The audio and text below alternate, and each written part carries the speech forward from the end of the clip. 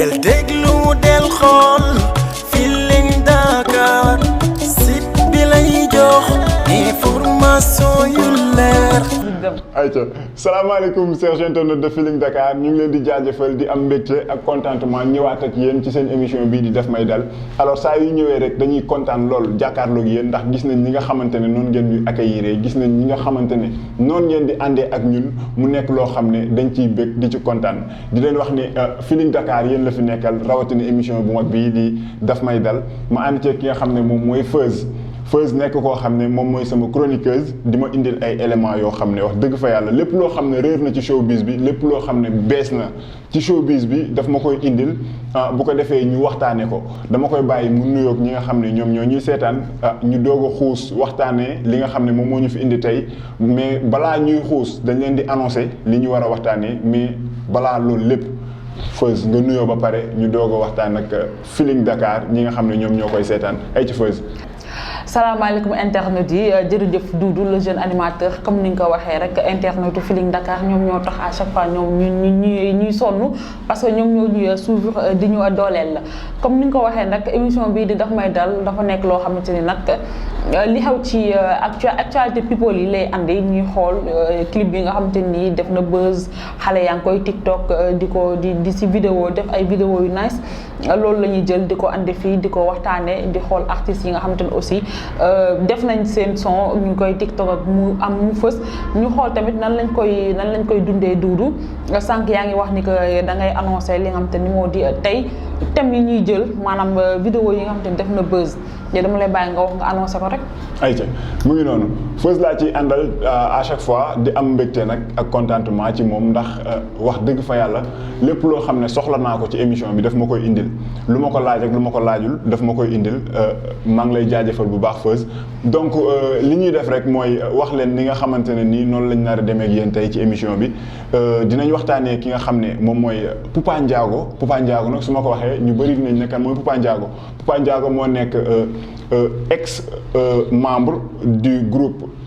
bi nga xamante ne nii moom mooy Black Mbolo bu yàgg ba alors dafa defaat retouram dinañ waxtaan ci moom wax ci clip bi nga xamante ne nii def na ko en avance ci li nga xam ne moom mooy albumam bi nga xam ne moom la war a génne wax ci ki nga xam ne aussi moom mooy Wally Seck Laati Diop Degen Baye daagu Degen Baye nga xam ne lu mu def mu neex moom tamit am na soundam boo xam ne actuellement ñëpp ñu ngi koy TikTok mais ki nga xam ne moom mooy favori tey ci émission bi ñu war a waxtaanee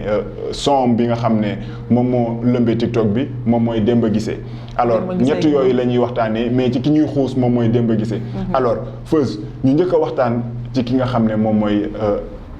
Poupa Ndiago voilà Poupa Ndiago ñu gis ne génn na benn single bu bees bu tudd Sama Sens mu def ko clip alors Poupa Ndiago ñu bëri xamuñu ko comme ni ma la ko waxee woon sànq ñu bëri xamuñu ko parce que dafa nekkoon ci groupe boo xam ne groupe bu yàgg la groupe bu yàgg muy Black Mbolo ñi xamul Black Mbolo dégg nañ ko genre ñun ñi sax xam naa sûrement dañoo def ay investigation rek gëstu mais xamuñu ki nga xamante ne nii moom mooy Poupa Ndiago xamuñu aussi Black Mbolo mais lépp loo bëgg a xam rek actuellement da nga koy xam à travers internet et tout moo tax ñu dem xooli li nga xamante ne moom mooy Poupa Ndiago xool fi mu jógee fi mu bokk boo gisee Black Mbolo nekkoon na groupe boo xamante ne 3 personnes ñoo ko composé woon ki nga xam ne moom mooy Poupa Ndiago bi ak Xamees ak Titi alors Poupa Ndiago moom moo nekkoon ki nga xam ne moom moo doon way ba tax na nee na dafa ñëw ak beneen air musical sukkandikuwul ci li nga xam ne moom mooy rap bi rek moo tax mu indi beneen air musical boo seetloo ñoom autant ñoom ñoo nekkoon groupe bi nga xam ne ñoom ñoo njëkk a initié li nga xam ne mooy rap mbalax rap mbalax genre moo nekk rap boo xam dañ ko mélangé ak mbalax boo ko dégloo da ngay yaakaar ni mbalax ngay déglu alors que y a du rap dedans voilà donc loolu aussi Feuz bëgg naa puisque yow da ngay gëstu ci ton musical yi bëgg naa aussi nga indi ci ay leeral ci rap mbalax parce que actuellement aussi gis nañ que ni rap mbalax dafa dox voilà en fait comme ni nga ko waxee rek kii ci jamono jooju noonu ñoom rap mbalax lañ doon def kon cela veut dire que rap mbalax nekkul lu bees fii nii bien vrai que peut-être technologie bi lu mu gën a avancé loolu moo tax ñu gis ni que jamono ji pare ñu ngi gis ni ay ñoom Dip ñoom Ngaaka Blindé et tout ça ñoom ñu ngi def li nga xam te ni moom moo di rap mbalax bien vrai que defuñu mbalax pur et dur mais aussi defuñu rap pur et dur kon ñoom ñi nga xamante ni moo di groupe boobu di Black Mbollo ñoom ñoo njëkk a initié type kii boobu noonu. rambalax boobu noonu mu nekk loo xamante ni dafa neex moom Poupa Ndiago ñu koy félicité bu baax a baax ci clip bi nga xamante ni def na ko. ndax nekk na clip boo xamante ni na macha allah nice na son bi neex na paroles yi aussi leer na nañ Poupa Ndiago ñu koy encouragé bu baax a baax parce que tey bu fekkee ni que da nga nekk si benn groupe dem ba benn moment nga gis ni que peut-être yow war nga mën a détaché wu ci groupe boobu noonu nga demal sa bopp mais amul benn problème ci loolu léegi fii nag Sénégal dañuy on a tendance à gis benn groupe jeeg saa gis keneen ki mu démarqué wu ñu commencé di ko sikkal lan moo tax dafa war affaire yooyu non fekk du loolu des fois am na moment bi ngay booy sentir sa bopp dootoo mënati ànd ak groupe bi parce que peut-être yow sa niveau dafay dépasser groupe bi wala aussi da ngay gis ni que yow war nga mën a ñor nga non tey jii nii boo ñoree tamit xam nga lu ñor moom dañ koy witt lekk. lu ñor tàbbi. lu ñor tàbbi voilà comme ni ñu koy waxee rek. noonu la demee ayca léegi dañuy essayer ñu xool vite fait. Si c'est bon à la régie ñu dem seetaan li nga xam ne moom mooy. clip bu Poupa Ndiago bi vite fait ñu ñëwaat. càkk. yow laay seet baby dama weet yaay sama feet jox ma sa xol yow laay seet baby dama weet yaay sama feet jox ma sa xol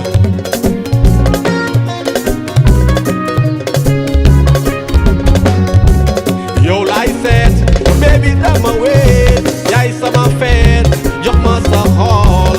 yow laay seet baby dama weet yaay sama feet jox ma sa xol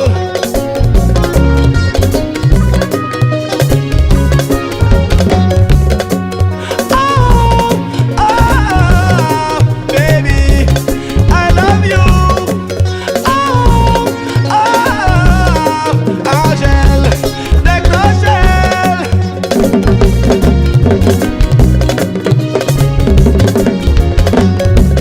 deg ma jël ñu wut solution you are my profile that give me a connection voilà mu ngi noonu clip bi nga xamante ne moom la Poupa Ndiago indi di ko waajalee albumam mu nekk Suma Sens mu nekk lu rafet. loolu dafa nekkoon benn capsule bu ndaw ci émission bi nga xam ne moom mooy Daf May Dal parce que loolu moom mooy concept émission bi. voilà lépp loo xam ne bees na rek ci showbiz bi dañ koy indi teg. alors bu ñu jógee ci Poupa Ndiago dañuy wax ci. Doudou. waaw pour fàttali rek ni que xam nga Poupa Ndiago mën nañ ne il n'est pas trop célèbre. kon ñi nga xamante ni dañoo jàpp ni peut-être Daf May Dal pour ay ñoom Sidi Diop la ñuy wax wala artistes yu mag yi non képp koo xamante ni génnee nga son bu bees rek genre révélation lay doon dañ koy andi fii fësal ko ñëpp teg ci seen bët. loolu bàyyi naa ko ci sa loxo ndax nee naa la yow lépp loo xam ne rek bëgg naa ko fii ci plateau bi. di nga ma ko indil. ak képp koo xam ne ci li ngay yëngu bëgg nga mu fës. contacter ñu ci suñu numéro bu ko defee ñu indi ko fësal ko fii. bu leen am njaaxare ci loolu loolu ngeen di waxal ak Feuz ay ñu dem ci ki nga xam ne moom mooy Wally Seck comme ni ma ko waxee sànq. waaw mu ngi noonu ndeysaan Mariasine may sa biige maar aji naa la nga des doom jëkka dem ba ngalambaay jino njin faramaareen koo koy Wally lu mu def mu neex ay ñu gis ne aussi moom tamit am na benn live boo xam ne actuellement ñu ngi koy TikTok fépp alors dañuy daal di waxtaan ci loolu parce que man li ma jaaxal lenn la parce que man lépp loo xam ne jaaxal na ma ci live yeeg showbiz bi dama lay laaj comprendre nga donc loolu dañu gis ne dafa jékki-jékki rek fël la xamuñu ndax da ko improviser sur scène xamuñu ndax lu mu doon préparé la mu def buzz ñëpp di ko TikTok mu nekk live bi nga xam ne danaan sama jëmm ji sax du ma ci doyal ndaat saay loolu dafa doy waar dafa doy waar léegi nag loolu bëggoon nañoo xam exactement lu mu doon préparé la lu bees la nu mu demee en fait Wally moom xam nañ ni que moom à chaque fois moom dafa nekk comme de moom day improviser ci ay live am dañuy gis ni que moom bu yéegee sur scène rek duñ wax ni que waa moom du répéter day répéter et tout ça mais am na yoo xamante ni genre moom dafa nekk comme dafa am feeling quoi en fait dafa am feeling dafa am test mu à chaque fois rek day xool loo xamante ne nii loolu moom yàlla may na ko day xool li nga xamante ni xëy na moom su ko yokkee si musique am rek nit ñi dina leen neex dina am xorom mu à chaque fois noonu lay demee gis nañ ni que moom style boobu la yor donc moom ci live am bi passé la génnee loolu noonu sama jëmm ji sax du ma si doyal daat saay bu affaire yi nit ñi jël ko di ko TikTok fu ne foo tourné rek gis ko ñii dañuy jël seen collage yi sax jël son boobu noonu def ko ci suuf muy daw en plus aussi lu mu woy noonu dafa neex ku nekk sa jëmm tey jii ku nekk sa jëmm ba nga koy xool di kontaan. man de am na jëmm joo xam ne man ci laa doon doyal. wan jëmm la. du ma ko wax. man sama jëmm ji sax du ma si doyal. waaw leer na sama jëmm ji du ma si doyal. du ma si doyal waaw sama jëmm ji du ma si doyal ndaat saay. parce que tey jii ku fi nekk rek boo xoolee sa jëmm da ngay bëgg. da ngay bëgg kenn du xool sa bopp di mer. n'est-ce pas rawatina nag boo sangoo ba set taxaw ci seetu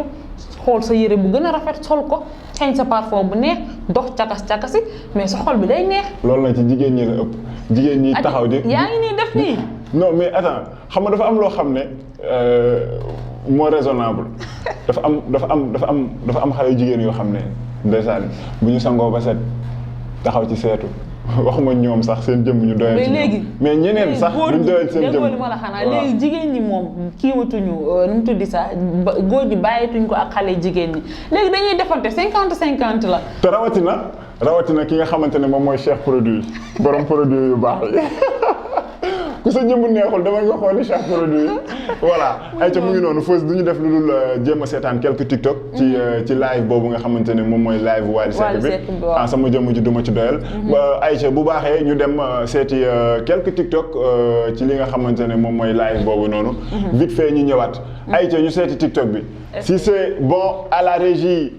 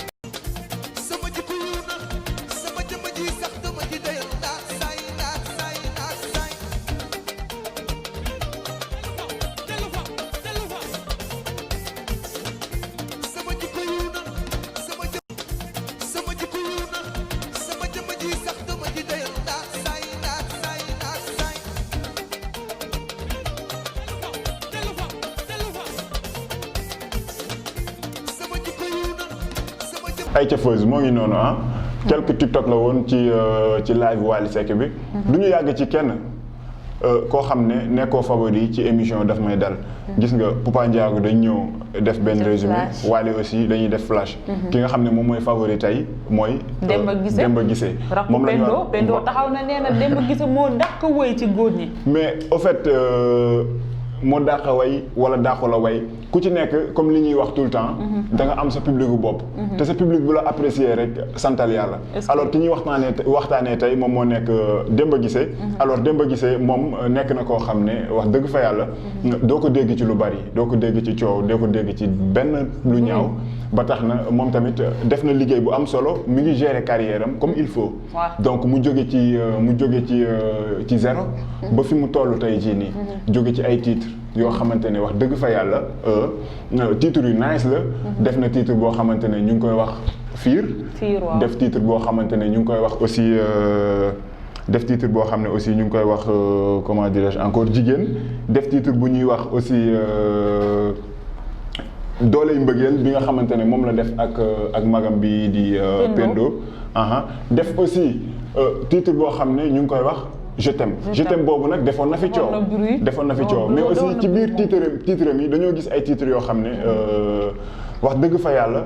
daf ci def ay style musical yoo xamante ne nii wane na ni moom yemul ci benn ton musical rek dafa polyvalent en quelque sorte tey nag li ñuy waxtaanee du titre yooyu noonu titre bi ñu war a waxtaanee tey mooy Ayo Bébé donc Ayo Bébé boobu def na moom tamit buzz boo xam ne boo duggee ci TikTok bi da nga koy gis fépp ci loolu la ñu war a waxtaanee tey Feuz lan nga ñu indil ci loolu bon pour wax ci Demba Guissé laataa ñu ñëw ci Ayo Bébé bi sax moom nekk na artiste boo xamante ne comme ni nga ko waxee rek moom nekkul artiste bruit doo ko dégg si yenn affaires yi ay comme bruit buzz yooyu noonu moom nekkul artiste bad buzz yooyu noonu ba pare dafa nekk koo xamante ne jàmbaar la aussi parce que moom Demba Guissé mën nañ ne xale la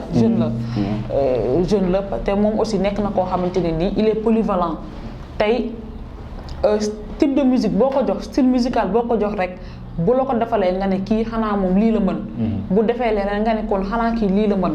parce que gis nañ ko ci ay musique am chaque fois dafay kii mooy bu mu ànd ak Pendo yi comme que yi mu wéy moom kase te bépp bu titre boo xamante ni génnee na ko rek dafay def buzz mais comme ni nga ko waxee rek bi ñu intéressé tey moom moo di Ayo Bébé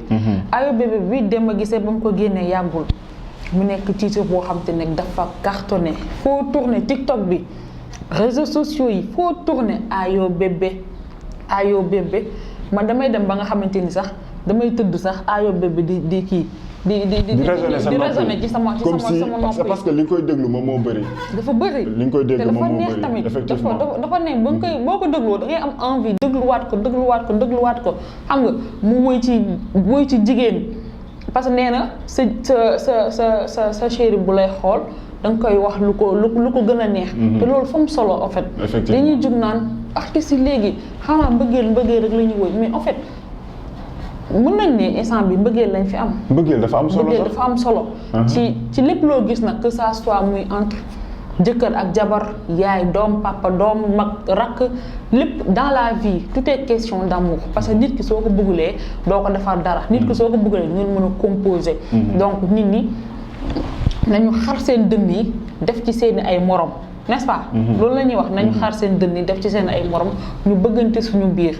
beneen bi ci topp mooy moom dafa woy aawo wax lu am solo aawo yaayu jëkkër aawo ba mu mettee démb yéen ñaax la woon xam nga lancé na message bu doy waar foofu noonu parce que am na góor ñoo xamante ni tey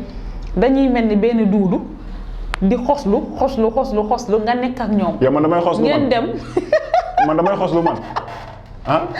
mais noonu laa ko mën a waxee en fait parce que instant bi tey xam nga ni yow tey jii borom butigu mbagg boo gis magasin moo nekk ci xol bi. tey jii xam nga ne amoo magasin. n'est-ce pas. léegi. nga nekk ak ñoom di leen jàppale di leen soutenir ci lépp ngeen di am ñaar dërëm di ko bokk ngeen di am dërëm di ko bokk des fois sax yow yaay ndaw di uti kenn du leen xamal dara mais nga dem ba commencé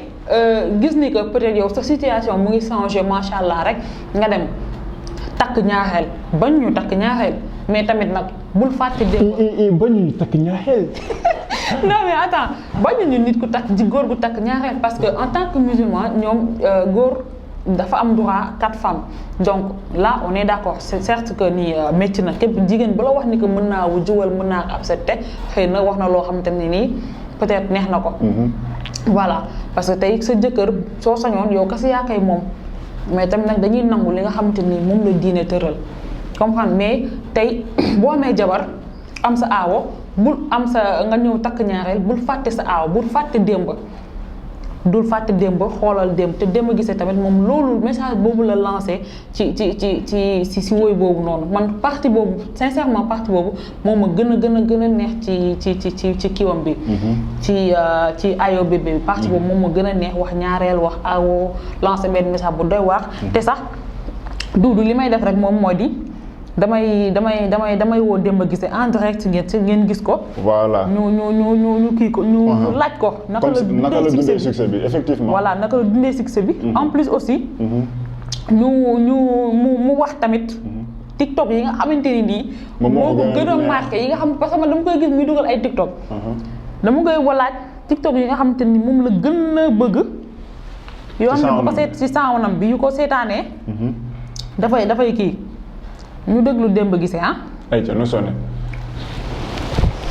Demba Guissé en direct sur Feeling Dakar ci émission bi nga xamante ne moom mooy Daf May Dal. allo Demba. waaw. Demba si loo ne.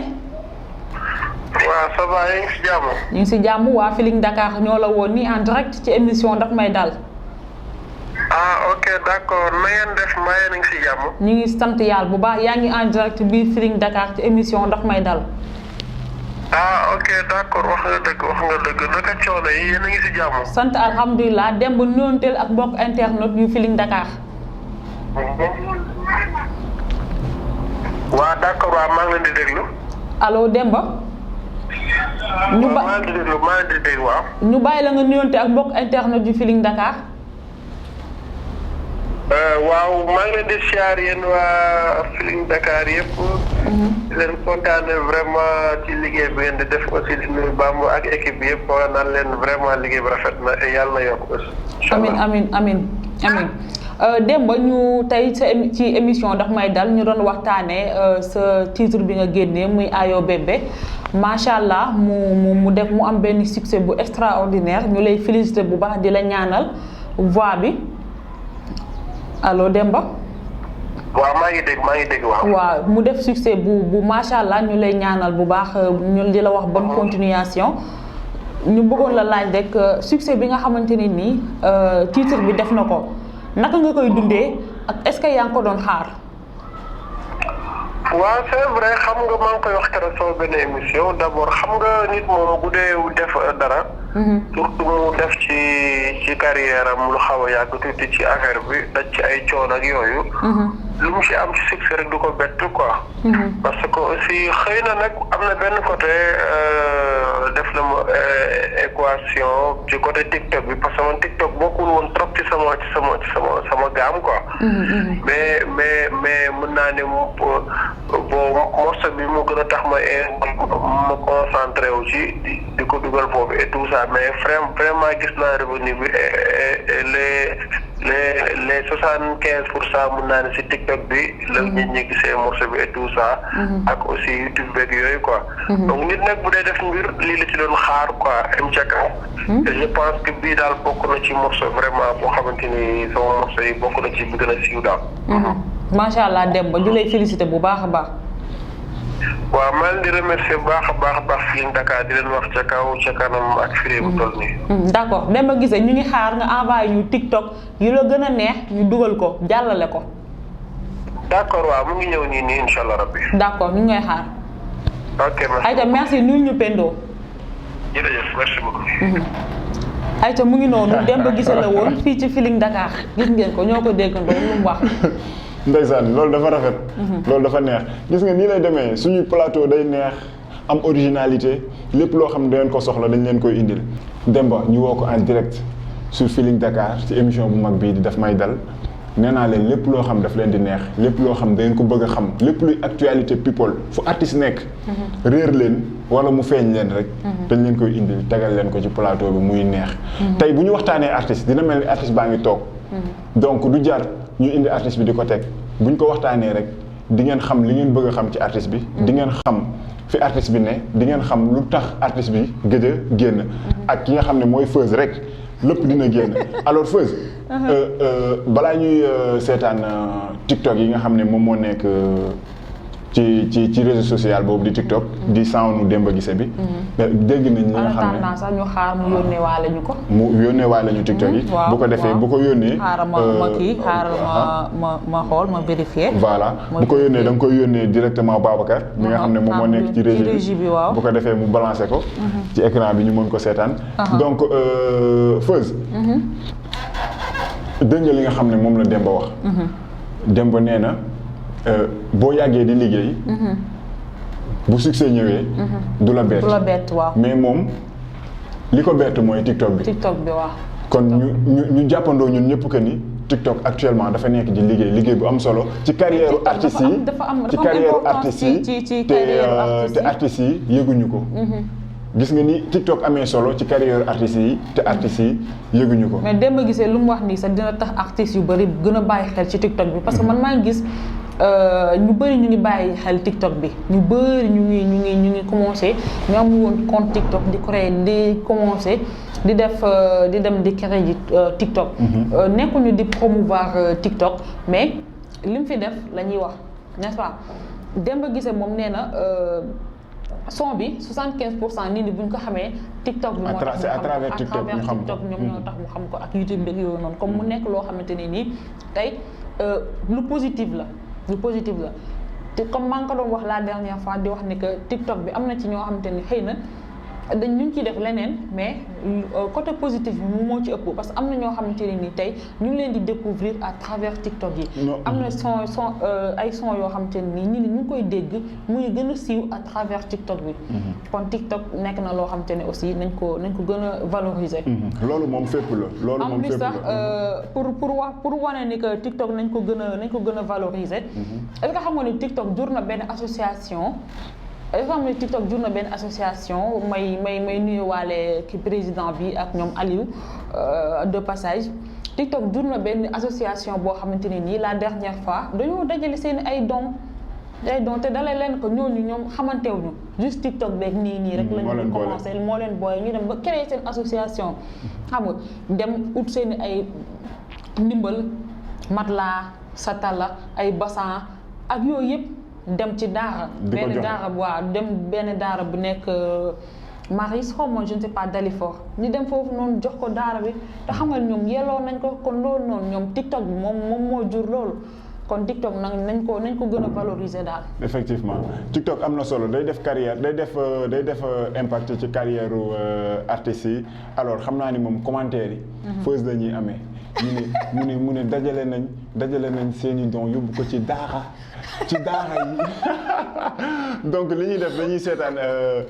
Babacar mu may def si nee na ma TikTok yi jot na ci. donc dañuy seetaan TikTok yi vite fait. bu ñu ñëwee résumé daal di tëj. mais balaa loolu damay jaajëfal nuyu bu baax a baax waa Café ga Médina rue 15 angle 14. ki nga xam ne moom mooy page bi.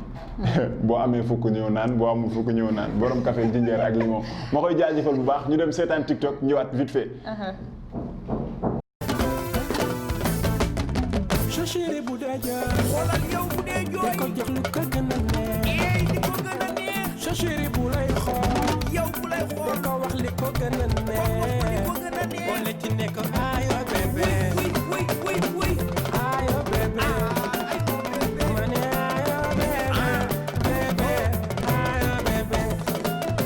ne ko ayo bébé soo ko ni nga may def ayo bébé ma ne ayo chéri bu dee jooy di ko wax li ko gën a neex ci yow ne ko ayo bébé ne ko ayo bébé yow bu lay xool di ko wax li ko gën a neex boole ci ne ko ayo bébé ayo bébé ma ne ayo bébé ayo bébé ne ko ayo bébé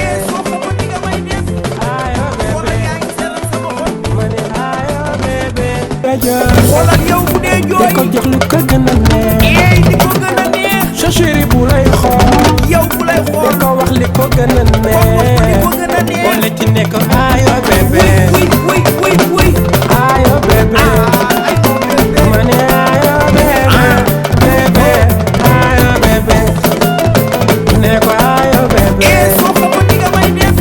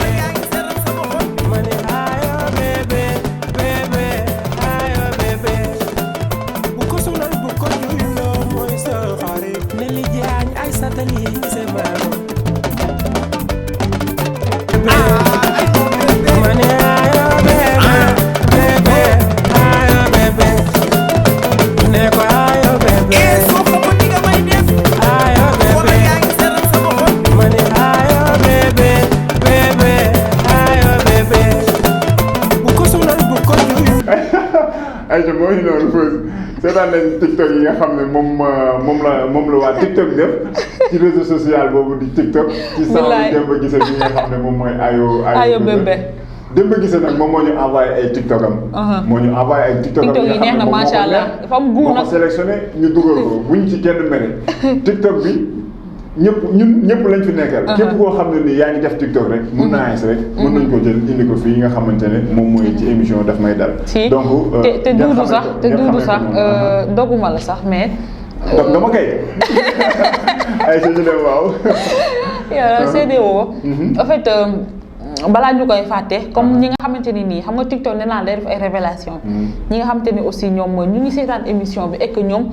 ñu ngi yëngatu ci TikTok bi yëngatu fës ci bu baax a baax ñoom bu ñu bëggee ñu invité leen mënuñoo woote ci numéro bi di affiché ci écran bi comme ça chaque semaine nag bu ñuy enregistré émission bi ñu invité kenn koo xamante ni nii moom ci artiste bu ñuy waxtaane moom TikTok na si. ñu waxtaan ak moom parce que aussi waxuma nag TikTok.